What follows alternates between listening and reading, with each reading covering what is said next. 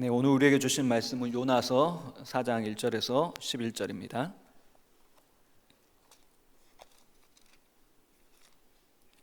요나서 4장 1절에서 11절입니다.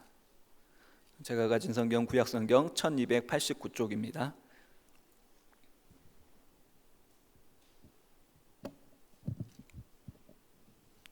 요나서 4장 1절에서 11절 교독하겠습니다.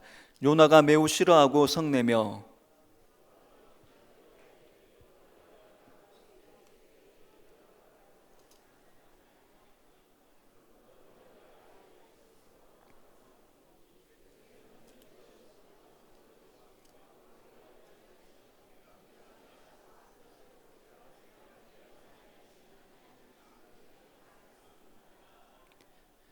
여호와여 원하건대 이제 내 생명을 거두어 가소서. 사는 것보다 죽는 것이 내게 나음이니이다 하니,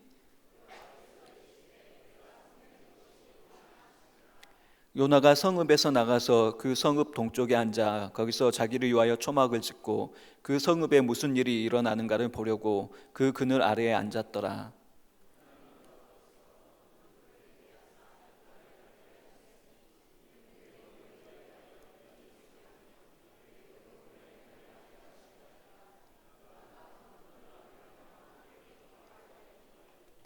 하나님이 벌레를 예비하사 이튿날 새벽에 그 박농쿨을 갉아먹게 하심에 시드니라.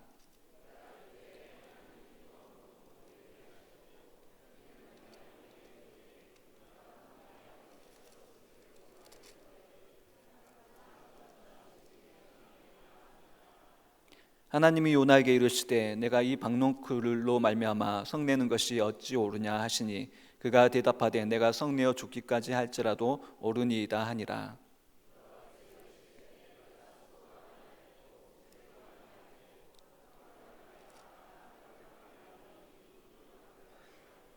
같이 읽겠습니다. 하물며 이 큰 성읍 니느웨는 좌우를 분별하지 못하는 자가 12만여 명이요 가축도 많이 있나니 내가 어찌 아끼지 아니하겠느냐 하시니라. 아멘. 네, 계속해서 이제 요나서에 대해서 이제 말씀을 드리고 있는데요. 요나서의 드라마의 마지막은 하나님의 선언으로 끝이 납니다. 마지막 절인 요나서 4장 11절 말씀, 이렇게 선언으로 끝나죠. 하물며 이 큰 성읍 니느웨는 좌우를 분별하지 못하는 자가 12만여 명이요 가축도 많이 있나니 내가 어찌 아끼지 아니하겠느냐. 요나서는 이제 선언이죠. 어찌 아끼지 아니하겠느냐. 한마디로 말하면 요나서는 내가 아끼노라라고 끝이 나는 것입니다. 내가 사랑하노라라고 끝을 맺고 있는 것이죠.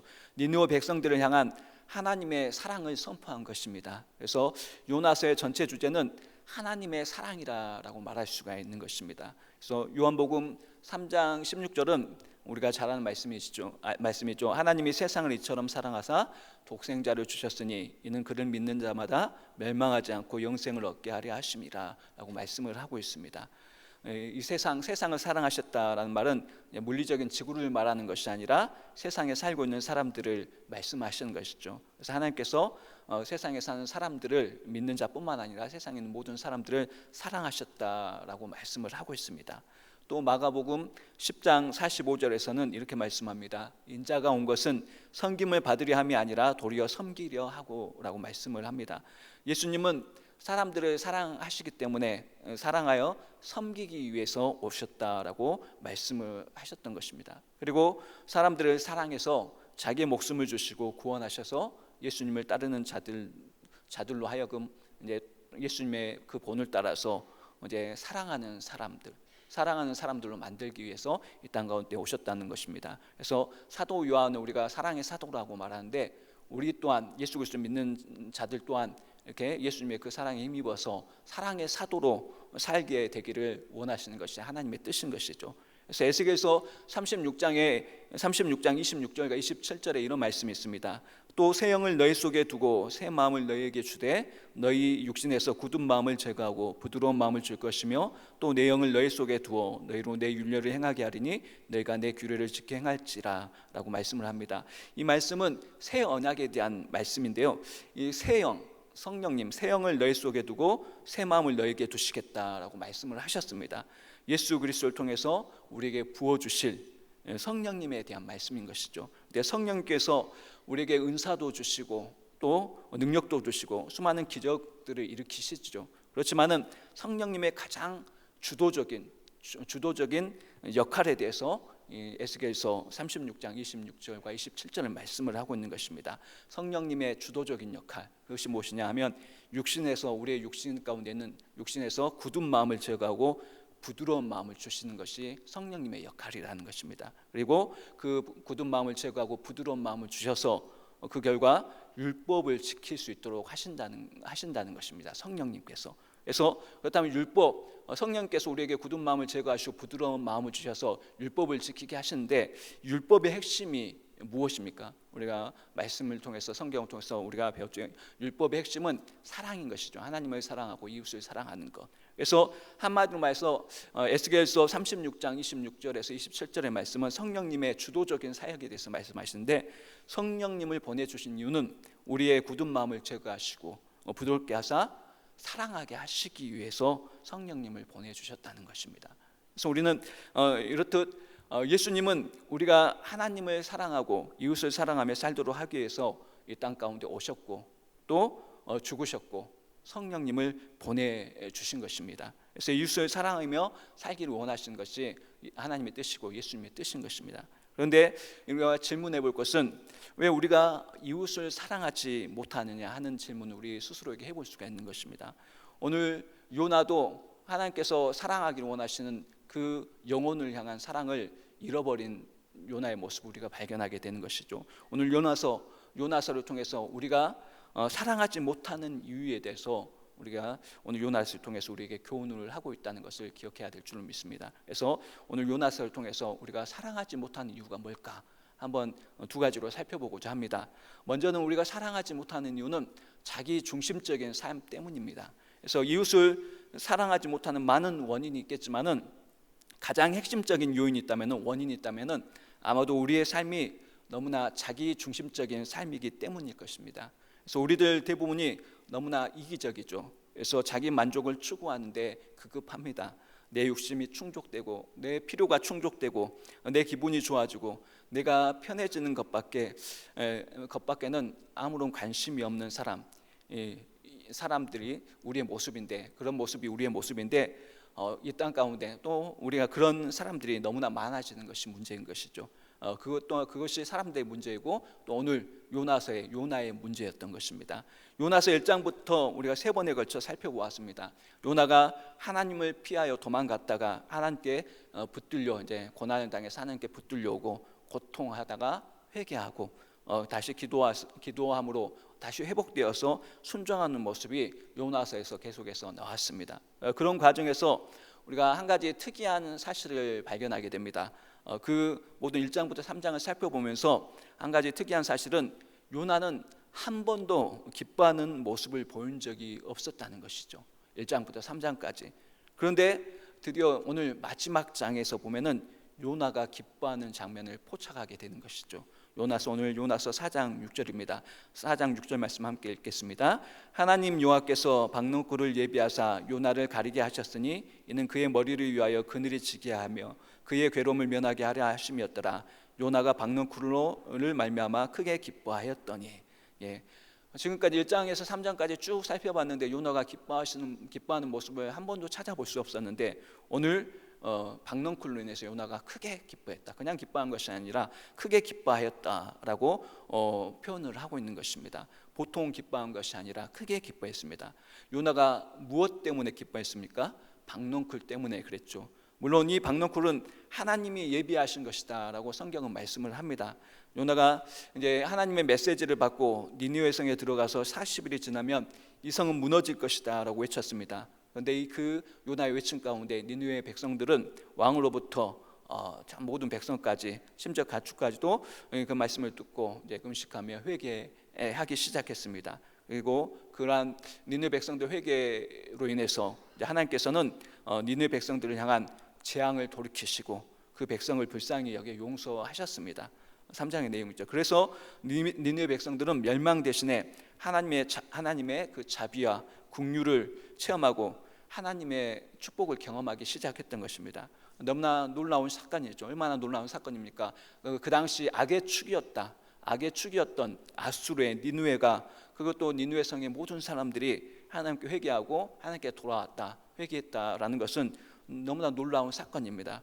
한 도시의 한 성의 운명을 바꾸는 충격적이고 놀라운 사건이 일어났습니다.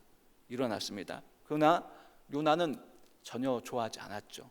오늘 요나서 4장 1절에서는 전혀 좋아하지 않았을 뿐만 아니라 4장 1절에서는 어떻게 말씀하고 있습니까? 요나가 매우 싫어하고 성내며 매우 싫어했고 성냈다라고 말씀을 하고 있습니다.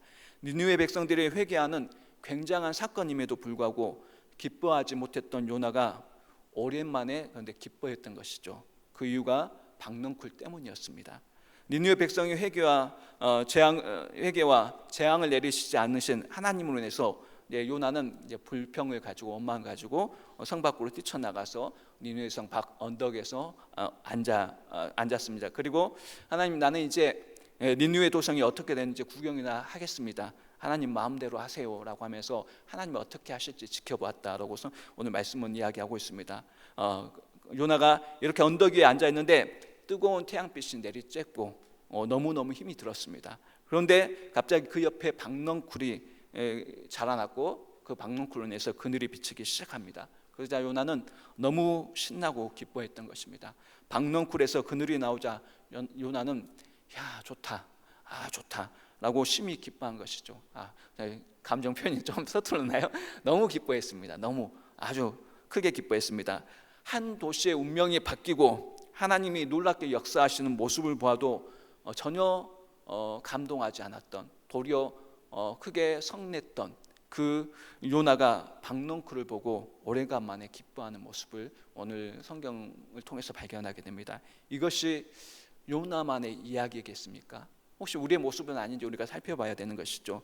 예를 들어서 우리가 태국 선교를 위해서 기도하고 있습니다. 그래서 태국 선교지에서 하나님께 역사하셔서 하나님이 많은 영혼들을 구원하셨다는 소식을 우리가 듣게 됐다면 우리는 어떤 반응을 하시겠습니까? 태국 치앙마이를 중심으로 해서 평양 대붕, 우리나라에 있었던 역사적으로 있었던 평양 대붕과 같은 놀라운 부흥의 역사가 일어나고 있다라는 것을 우리는 알고 있습니다. 그런데 그 부흥의 역사가 이제 동일하게 이제 우리가 이제 후원하는 태국 방콕 근처에 계시는 이경훈 선교사님과 김진규 선교사님이 사역하시는 그 사역의 현장에서 일어나 많은 사람들이 구원받는 역사가 일어났다라는 소식을 우리가 들었다면은 우리의 반응은 어떠했겠습니까? 크게 기뻐하셨겠습니까? 정말로 그렇게 하셨겠습니까? 아마 이런 놀라운 소식을 접했다면은 우리의 반응은 처음에는 좀 감동할 겁니다. 이런 일이 있었구나 하고 좀 감동은 하겠지만은 조금 지나면은 그래, 그런가 보다라고 하며 별로 감격하지 못할 것 같습니다. 솔직한 마음이죠. 내게 직접적인 관련이 없는 것 같으니까.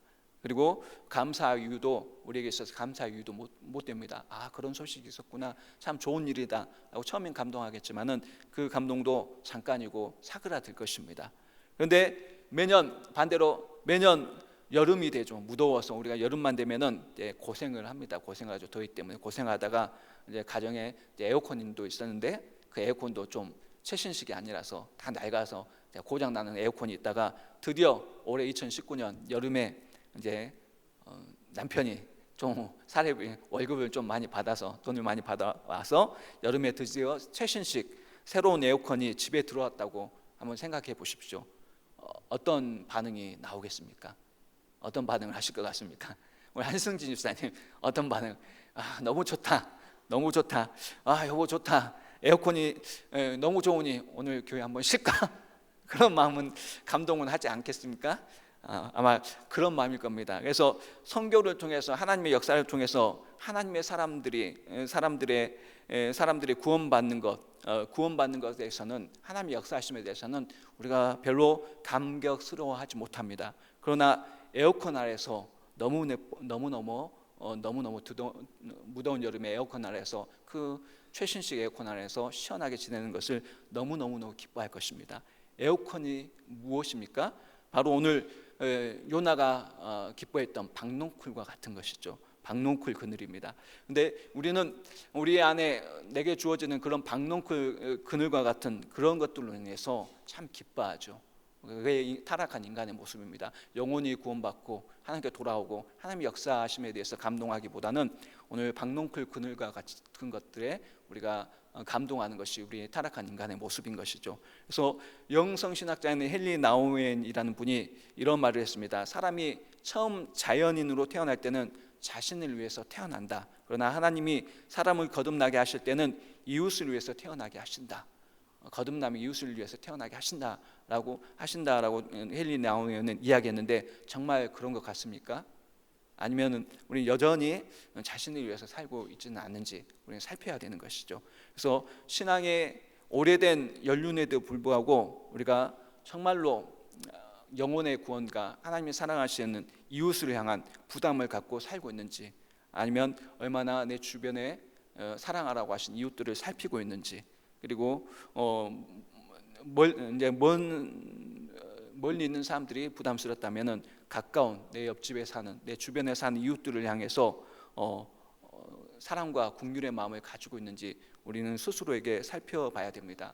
그런데 그런 주변의 이웃들과 그 사람들을 향해서 우리가 정말 사랑의 마음을 갖지 못하는 모습, 갖지 못하고 있는 것이죠. 왜 우리가 이웃을 아끼는 마음이, 그리고 오늘 하나님께서 원하시는 이웃을 사랑하고 그 영혼을 사랑하기를 원하시는 그 하나님 마음을 가지고 살지 못한 채, 사랑하지 못하며 살고 있는지, 그 이유가 무엇이라고 생각을 하십니까? 그것은 한마디로 말하면 자기 중심적인 삶 때문인 것입니다. 철저한 우리가 이기심 아래에서 내 삶의 영역에만 관심을 기울이기 때문에 우리는 이웃들에게 마음을 쏟지 못하는 것입니다. 하나님이 사랑하시는 영혼을 향해서 우리의 마음을 쏟지 못하는 것이죠. 사랑하는 성도 여러분, 이웃들을 사랑하기를 원하십니까?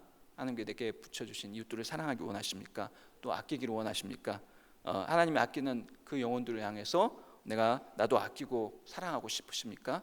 그렇다면 우리는 자기 중심적인 삶을 극복을 해야 됩니다.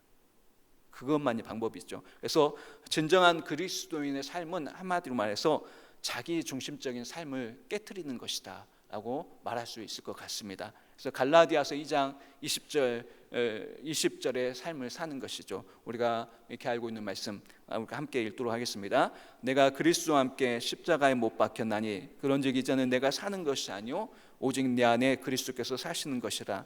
이제 내가 육체 가운데 사는 것은 나를 사랑하사 나를 위하여 자기 자신을 버리신 하나님의 아들을 믿는 믿음 안에서 사는 것이라. 내가 예수 그리스도를 믿음으로 해서 이제는 우리가 그리스도와 함께 우리의 자기 자신은 십자가를 못 박고 이제는 이제 내가 사는 것이 아니라 자기 중심적인 삶을 사는 것이 아니라 예수 그리스도를 위해서 사는 것이고 예수 그리스도를 사랑하신 영혼들을 위해서 사는 것이 그리스도인의 삶이라는 것이죠.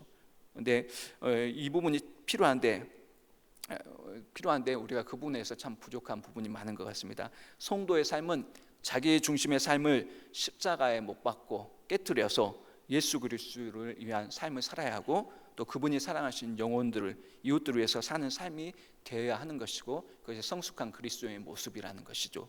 그런데 우리가 그렇지 못합니다. 그래서 우리는 늘 기도해야 될 줄 믿습니다. 자기를 깨트리고 부서뜨려서 자기 중심적인 삶을 깨트리고 부서뜨려서 하나님이 원하시는 영혼 사랑의 삶을 살기를 위해서 우리가 소원해야 될 줄 믿습니다. 예전에 제가 청년 대학부 때 이제 교회를 가면은 많이 불렀던 복음성가가 있습니다. 혹시 여러분 아시나 모르겠는데요. 바다에 뜨는 별. 아시는 분이 있어. 바다에 뜨는 별. 근데 그 복음성가 제목이 뭐냐면은 이제 가사 내용이 이렇습니다. 제가 찬양 못 들려드리고 가사 내용이 이렇습니다. 부서져야 하리, 더 많이 부서져야 하리. 이생의 욕심이 하얗게 부서져 소금이 될 때까지 무너져야 하리, 더 많이 무너져야 하리. 이기적인 자아가 푸르던 상처로 질펀이 눕기까지 깨어져야 하리. 더 많이 깨져야 하리. 교만한 마음이 산산이 부서져 흰파도 될 때까지 씻겨야 하리. 더 많이 씻겨야 하리. 때가 낀 영혼이 말끔히 씻겨 하늘에 그 얼굴 비추기까지. 이런 찬양인데요. 기억나시나요? 그래서 가사의 내용 중에서 부서져야 하리, 무너져야 하리, 깨어져야 하리. 이 가사의 제목이 우리에게 많은 도전을 주었고 찬양을 했었는데요. 자기 중심적이고 이기적인 삶이 부서지고 깨지고 무너져야 한다는 믿음의 고백이 우리가 어느샌가 이런 찬양들이 입술에서 멀어지듯이 우리의 삶에서 사라지고 있지는 않은지 우리가 다시 한번 살펴야 될 줄 믿습니다. 예수 그리스도를 믿는 성도의 삶은 늘 우리 자기 중심의 삶, 이기적인 삶을 늘 십자가 아래서 깨뜨리고 무너뜨리고 부수는 삶인 줄 믿습니다. 그래서 사랑하는 성도 여러분, 십자가의 은혜와 성령의 역사 가운데서 우리가 자기 중심적인 삶을 깨뜨리고 무너뜨리고 극복하는 은혜가 있기를 날마다 기도해야 될 줄로 믿습니다. 아멘. 그리고 두 번째로 우리가 이웃을 사랑하지 못하는 이유는 우리가 영원한 가치를 깨닫지 못했기 때문입니다. 진정한 가치를 깨닫지 못했기 때문입니다.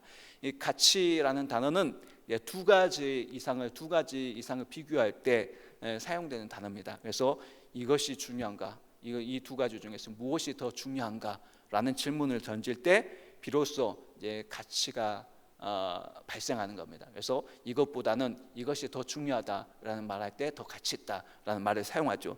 여러분 삶 속에서 그렇다면 무엇이 중요한 것입니까? 여러분 삶 속에서 여러분이 가장 가치를 두고 있는 것이 무엇입니까? 이런 질문을 해본다면 여러분은 무엇이라고 말씀을 하겠습니까? 오늘 요나서의 이제 중심대로 말한다면은 진정한 가치, 내게 있어서 가장 중요한 가치는 한 영혼, 한 사람이다라고 말을 해야 정확한 답이 됩니다. 한 사람, 한 영혼, 한 영이라고 말해야 되는 것이죠. 그래서 영원한 가치, 진정한 가치를 깨닫는 사람은 내게 있어서 가장 중요한 것은 한 영혼, 한 사람, 내 주변에 붙인 이웃입니다라고 말할 수 있는 자리까지 가야 되는 것이죠. 그런데 물론 하나님이 제일 중요하십니다. 그러나 하나님 다음으로 우리가 사람이 중요하지 않겠습니까? 예수님께서는 그걸 말씀하시는 것이죠. 사랑하는 여러분, 무엇보다 소중한 것이 사람 한 영혼이라는 것을 고백하십니까? 믿으십니까? 정말로 그렇습니까? 얼만큼 중요하다고 예수님께서 한 영혼이, 한 사람이 얼만큼 중요하다고 예수님께서 말씀을 하셨습니까? 마태복음 16장 26절에 말씀을 하셨죠. 우리가 한번 같이 읽겠습니다. 사람이 만일 온 천하를 얻고도 제 목숨을 잃으면 무엇이 유익하리요? 사람이 무엇을 주고 제 목숨과 바꾸겠느냐? 아멘. 이 말씀대로 한 영혼의 가치는 어떻습니까? 천하보다 귀한 것입니다. 예수님께서 말씀하신 것이죠. 그런데 우리가 정말 사람의 그 값을, 그 가치를 그렇게 생각하는가 하는 것이죠. 사람의 목숨이 제일 귀하다고 입술로는 말하지만 실제 그렇게 살지 못하는 것이 우리의 모습은 아닌가 우리가 생각해 보게 됩니다. 오늘날 많은 사람들이 자신의 가치를 뿐만 아니라 다른 사람, 다른 영혼의 가치를, 다른 사람의 가치도 격하시키고 또 격하시켜서 하찮게 보는 경향들이 있습니다. 요나는 오늘 본문에 나온 요나는 아직도 인간의 가치, 한 영혼의 가치를 제대로 인식하지 못하고 있었던 것이죠.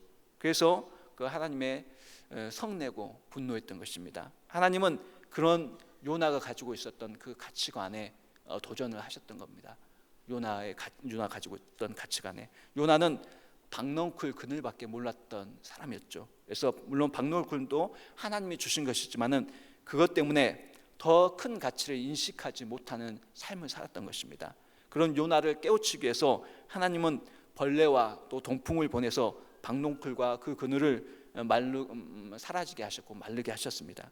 이것 때문에 요나가 너무너무 화를 냈던 것을 오늘 말씀을 통해서 보게 됩니다. 9절 말씀입니다. 하나님 요나에게 이르시되 내가 이 박넝쿨로 말미암아 성내는 것이 옳으냐 하시니 그가 대답하되 내가 성내어 죽기까지 할지라도 옳으니이다 하니라. 요나는 박농쿨의 가치를 두고 그가 누리는 그것들의 가치를 두었습니다. 그러나 하나님께서는 그 박농쿨이 가치 있는 것이 아니라 말씀하고 있는 것이죠. 박농쿨은 세상적이고 일시적인 것, 어느 순간 사라지고 말라지는 것을 의미하는 것입니다. 그러니까 세상적인 가치에 기뻐하고 웃는 요나를 향해서 그런 세상적인 일시적이고 세상적이고 말라지고 사라질 가치가 아니라 사라지지 않는 영원한 가치가 중요하지 않느냐라고 질문을 하고 그 요나가 가지고 있던 가치에 대해서 도전을 하고 있는 것입니다. 어떤 분이 이런 이야기를 했습니다. 사람의 가치관이 전도되거나 왜곡되면은 두 가지 현상이 나타난다라고 말을 했습니다. 사람의 가치관이 왜곡되거나 잘못되면 두 가지 현상이 일어난다는 것입니다. 화내지 않아야 할 것을 가지고 화를 내고 또 기뻐하지 않아야 할 것을 가지고 기뻐한다는 겁니다. 근데 요나의 모습이 꼭 그런 것이었죠. 요나가 화내지 않아야 될 것인데 화냈고, 기뻐하지 않아야 할 것을 가지고 기뻐했던 모습, 박농쿨이죠. 박농쿨. 왜냐하면 요나의 가치관이 왜곡되었고 전도되었기 때문에 그렇습니다. 그래서 하나님께서는 그 요나의 가치관에 도전을 하고 계시는 것입니다. 정확하게 지금 요나가 그런 형편에 있었습니다. 그늘은 어떻습니까? 박농쿨 그늘은 없어질 수도 있는데 그것을 가지고 얼마나 화를 내는지 모릅니다. 그리고 또 그것으로 인해서 기뻐하는 것이죠. 하나님이 요나에게 내가 그렇게 성내는 것이 옳으냐라고 묻자 그는 성내어 죽기까지 할지라도 옳다라고 대답을 합니다. 그때 하나님 뭐라고 말씀을 하십니까? 오늘 요나서의 마지막 10절과 11절, 4장의 마지막인 10절과 11절 말씀을 하시는 것이죠. 여호와께서 이르시되 내가 수고도 아니하였고 재배도 아니하였고 하룻밤에 났다가 하룻밤에 말라버린 이 박농쿨을 아깝거든. 하물며 이 큰 성읍 니느웨에는 좌우를 분별하지 못하는 자가 12만여 명이요 가축도 많이 있나니 내가 어찌 아끼지 아니하겠느냐 하시니라 말씀하십니다. 하나님은 지금 박농쿨과 니느웨 성에 살고 있는 12만여 명의 영혼의 가치를 비교하시는 것입니다. 요나를 향해서 박농쿨이 중요하냐, 니느웨의 12만여 명의 영혼이 중요하냐라고 질문하시는 것입니다. 박농쿨과 12만여 명의 영혼의 가치를 요나는 어떻습니까? 바꿔버린 것이죠. 그 12만 명의 그 영혼의 가치, 한 사람의 영혼의 가치도 천하 온천하 바꿀 수 없는 가치인데 그 12만 명의 그 영혼의 가치와 박농쿨의 가치를 바꿔버렸습니다. 혹시 여러분도 그런 전도된 가치관을 가지고, 바뀌어진 가치관을 가지고, 왜곡된 가치관을 가지고 이 땅을 살고 있지는 않은지 우리는 살펴야 되는 것입니다. 그래서 성경에서는 오늘 말씀에 좌우를 분별하지 못하는 자 12만 명이다라고 말씀하는데, 이 명이라는 단어는 이제 우리가 창세기에 아담이라는, 우리 사람을 말할 때 아담이라는 원문으로 되어 있다고 합니다. 아담. 그래서 그 아담이라는 의미에는 하나님께서 니느웨 백성들을 향한 그 시선을 나타내고 있는 것입니다. 하나님은 니느웨 백성들을 영원한 가치를 지닌 불멸하는 영혼으로 보셨던 것입니다. 그래서 하나님은 니느웨 백성들을 영원한 가치 가운데서 바라보셨던 것이죠. 그래서 그들이 지금 현재는 죄 가운데 빠져 있지만은 구원받으면은 영원히 하나님을 섬기고 찬양하며 하나님의 뜻을 이루며 살아가는 도구로 살게 될 고귀한 가치를 지닌 사람으로 보셨습니다. 그래서 아담이라는 단어로 사용하셨던 것입니다. 또 11절에 보면은 하나님은 짐승도 아끼신다, 가축도 아끼신다 말씀하셨습니다. 동물 하나가 죽어가는 것을 봐도 너무너무 안쓰러워 하신다는 것입니다. 그러나 하나님은 자신이 창조하신 창조물 전체에 대해서 사랑을 갖고 계신다라는 표현을 말씀하고 계신 것이죠. 그러나 하나님은 그 가축보다 인간에게 훨씬 더 가치를 두셨던 것을 오늘 성경을 통해서 증거하시는 것입니다. 그래서 가축에 대해서는 그 숫자를 세지 않았지만은 어떻습니까? 인간 니느웨 백성들의 숫자는 하나하나 세셨습니다. 그래서 12만여 명이다라고 분명히 세시면서 우리에게 그분이 얼마나 한 영혼에 대해서 가치를 두고 계신지에 대해서 우리에게 표현하신 것이죠. 하나님은 한 사람 한 사람을 아십니다. 그리고 우리 각 사람의 고통과 좌절도 아시는 분이 하나님이시죠. 또한 각 사람의 가능성과 각 사람들이 가진 꿈도 아시고, 그리고 하나님 그 사람들이 그 한 사람 한 사람이 하나님 앞에 나와서 하나님 손에 붙들려 사용될 때 얼마나 귀하고 놀라운 존재로 하나님 영광을 위해서 쓰임 받을 수 있을지에 대해서 하나님은 아셨습니다. 그리고 하나님은 그 아셨기 때문에 그 한 사람 한 사람을 아끼신다라고 요나에게 말씀하고 있는 것입니다. 또한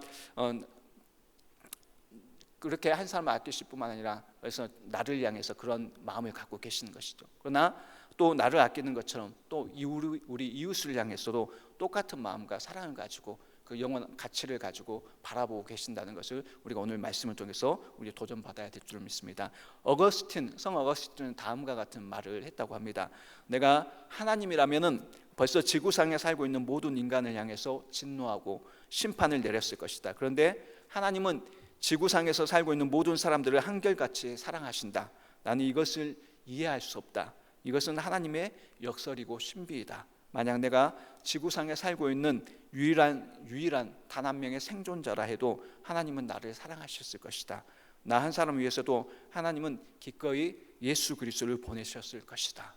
하나님이 이렇게 한 사람, 한 영혼을 향해 가치를 하나님께서 부여하시고 사랑하신다는 겁니다. 하나님께서 한 영혼을 향해서 얼마나 큰 가치를 부여하셨는가 우리는 기억해야 될 줄 믿습니다. 부여하셨고 그 가치는 영원한 가치다 라고 말씀을 하고 계시는 것입니다. 우리가 하나님께서는 한 영혼을 위해서 가치를 부여하시고 사랑하시는데, 우리가 그 한 영혼 이웃을 향해서 사랑하지 못한 이유가 무엇 때문이겠습니까? 우리가 이웃을 사랑하지 못하는 것은 하나님이 사람들에게 한 사람 한 사람에 부여하신 그 가치를 우리가 정말로 깨닫지 못하기 때문은 아닌지, 깨닫지 못하기 때문에 사랑하지 못하는 것입니다. 우리가 하나님께서 한 영혼을 사랑한다라고 입술로 말하지만은 그 영혼을 향해서 하나님께서 얼마나 가치를 두고 있는 것인지, 그 하나님께 그 영혼에 얼마나 가치를 부여하고 있는지 깨닫지 못하기 때문에, 진실로 깨닫지 못하기 때문에 우리가 이웃을 사랑하지 못하는 것입니다. 나뿐만 아니라 그들도 하나님의 형상대로 하나님의 작품으로 만드신 고귀한 존재라는 것을 우리가 마음 가운데 절절히 깨닫지 못하기 때문에 이웃을 사랑하지 못하는 것입니다. 그래서 내 이웃의 가치를 우리가 내가 귀한 것처럼 하나님께서 내 영혼을 사랑하시고 같이 내 영혼 가운데 소중한 천하와도 바꿀 수 없는 가치를 부여하신 것처럼 하나님께서는 내 이웃, 내 옆에 있는 사람에게도 동일한 가치를 부여하셨습니다. 하나님께서 부여하셨죠. 그래서 우리가 내 주변의 영혼들, 이웃을 위해서 그 이웃의 가치가 영원한 가치, 하나님께서 부여하신 영원한 가치를 가진 이웃이라는 것을 인식하고 깨닫는 우리 성도님들이 되어야 될 줄 믿습니다. 천하보다 귀하다고 영원한 가치를 가진 것이다 라고 이웃을 향해서 하나님께서 그 가치를 부여하셨습니다. 우리가 이것을 깨달아야 합니다. 그랬을 때 우리 이웃을 사랑할 수가 있는 것이죠. 그래서 어떤 사람이 우리가 나를 향해서 상처를 주었을 때 우리는 그 사람을 어떻습니까? 내 마음에 상처를 주는 말을 하거나 행동을 하면은 그 사람을 향해서 고운 눈으로 바라보기가 참 어렵습니다. 그때 우리는 우리의 감정에 초점을 맞추기가 참 쉽죠. 그래서 미워할 수가 있고 또 싫어할 수가 있습니다. 그러나 그럴 때라도 우리가 이제 항상 던져야 될 질문은 중요한 질문 한 가지가 있죠. 그것은 바로 하나님은 그 사람을 어떻게 생각하실까? 하나님은 그 사람에게 어떤 가치를 부여하셨나? 라는 생각을 해야 될 줄로 믿습니다. 물론 그 사람이 내 이웃이 내게 내 삶에 상처를 주었고 내 마음에 상처를 주었고 내 인생을 공고하게 하고 부담스럽게 하는 사람이라 할지라도 하나님께서 그 사람을 어떻게 창조하셨을까 생각해야 될 줄로 믿습니다. 어떤 가치를 부여하고 계시는가 우리가 늘 질문해야 될 줄로 믿습니다. 사랑하는 여러분, 누군가를 향해서 우리가 미운 마음이 들 때가 있습니다. 그 사람을 볼 때면 이런 마음을 우리가 가져야 될 줄 믿습니다. 미운 마음 있죠. 싫어하는 마음, 내게 상처 줬으니까 인간이다 보니까 미워하는 마음, 싫어하는 마음이 생길 수가 있습니다. 그럴 때도 이제 저 인간도 하나님이 만드셨다. 저 인간 미워하는 마음 조금 담아서 저 인간도, 그렇지만 뒤에는 하나님이 만드셨다. 그렇게 한번 늘 생각하시고 또 되뇌시기 바라겠습니다. 하나님이 만든 사람이라면 또 하나님이 아끼시지 않겠습니까? 그래서 우리는 하나님께서 만드시고 그 사람에게 영원한 가치를 부여하셨던 것입니다. 그래서 우리는 늘 삶 가운데 영원한 가치, 하나님께서 영원한 가치를 부여하신 그 사람들을 온전히 사랑할 수 있어야 될 줄 믿습니다. 그래서 성숙한 그리스도인들은 이제 영원한 가치를 붙잡고 사는 사람이라고 할 수가 있죠. 그래서 우리가 신앙생활을 하다 보면은 나이가 들어서 이제 나이가 인간이 세월을 이루면서 나이를 먹습니다. 그래서 그러나 우리 나이는 들었는데 어떻습니까? 나이를 들면서 그 나이만큼 이제 생각하는 것들과 또 행동하는 것들이 이제 성숙하면은 성숙한 사람이라고 합니다. 그렇지만 나이가 들어서도 성숙하지 못한 사람들이 있죠. 그렇죠? 신앙생활에도 마찬가지입니다. 많은 나이가 들고 신앙의 연륜이 있어지고 또 있어졌지만은 직분도 받고 했지만은 여전히 나이는 들었는데 미숙한 사람이 있듯이 신앙생활에 있어서 나이는 신앙의 연륜은 더해지고 직분도 있는데 그 연륜과 직분에 상관없이 성숙하지 못하고 미성숙한 사람들을 우리가 자주 보게 됩니다. 그래서 그런 성도들, 영적으로 성숙한 성도들도 보지만은 영적으로 미성숙한 성도들도 보게 됩니다. 그런데 그 영적인 성숙과 영적인 미성숙의 차이가 있습니다. 차이를 무엇이라고 생각하십니까? 이 영적인 성숙과 영적인 미성숙의 차이를 만드는 근본적인 요소들에서 여러 가지로 말할 수가 있을 것입니다. 그러나 그 영적인 성숙과 미성숙을 가르는 중요한 하나가 바로 추구하는 가치의 차이라고 할 수가 있습니다. 추구하는 가치. 오늘 요나는 박농쿨을 기뻐했습니다. 박농쿨을 기뻐했죠. 쓰러지고 사라지고 말 세상적인 일시적인 그 가치를 추구했던 인물이었습니다. 그러나 하나님께서는 그런 세속적인 일시적인 가치를 추구하는 것이 아니라 영원한 가치, 하나님이 부여하신 영원한 가치를 붙잡고 살라라고 요나에게 말씀을 하셨던 것입니다. 그래서 우리가 영적인 성숙과 미성숙의 차이는 세속적이고 일시적인 가치에 붙들린 인생이냐, 아니면은 반대로 영원한 가치에 붙들린 인생이냐 하는 그 차이인 것입니다. 여러분은 어떤 가치에 붙들려서 살고 있습니까? 박농쿨과 같이 세속적이고 일시적인 가치에 붙들려 살아가는 사람이십니까? 그렇다면 여러분은 아직도 미성숙한, 영적으로 미성숙한 사람인 것입니다. 그러나 영원한 가치, 일시적이지 않고 영원한 가치에 붙들려서 우리가 살아간다면은, 그 가치를 붙들고 그것을 바라보고 살아간다면은 어떻습니까? 그 사람은 영적으로 성숙한 사람인 것이죠. 그래서 하나님께서는 한 영혼에게 부여하신 가치는 세속적인 일시적인 가치가 아니라 영원한 가치라고 말씀하고 있습니다. 그래서 이웃을 사랑한다는 것은, 주변에 있는 한 영혼, 한 사람을 사랑한다는 것은 영원한 가치를 하나님께서 부여하신 온 천하보다 귀하다고 말씀하시고, 또 영원한 가치를 부여하신 그 영원한 가치를 붙들고 사는 삶이라고 사는 사람은 성숙한 사람이라고 할 수가 있는 것이죠. 그래서 우리는 늘 삶 가운데 늘 내가 이제 어떤 가치에 붙들려 살고 있는가 늘 우리 자신을 살펴야 될 줄 믿습니다. 신앙의 연륜이 더하고 또 직분을 받고 또 믿음이 깊어질수록 우리가 박농쿨 같은 세속적인 가치, 일시적인 가치 가운데 집중하는 것이 아니라 영원한 가치, 한 영혼과 한 사람을 향해서 그것을 귀한 가치로 보고 그것을 위해서 살아가는 귀한 우리 성도님의 삶이 될 수 있기를 기도하겠습니다. 그래서 주께 영광 돌려드리며, 또 그런 가치관을 가지고 있는 사람만이, 영원한 가치관을 가지고 있는 사람만이 이웃을 사랑할 수가 있는 것이죠. 그런데 우리 요나는 그 진정한 영원한 가치를 깨닫지 못한 채 그 왜곡된 가치관 가운데 있었기 때문에 니느웨 백성들의 구원에 대해서, 그들에 향해서 하나님 베푸시는 하나님의 은혜에 대해서 성내며 불평했던 것입니다. 그래서 우리가 그런 모습대로 살아가는 것이 아니라 오늘 요나스를 통해서 우리가 영원한 가치에 집중하며 하나님 기뻐하시는 삶을 살아가는 귀한 성도님의 삶이 될 수 있기를 기도하겠습니다.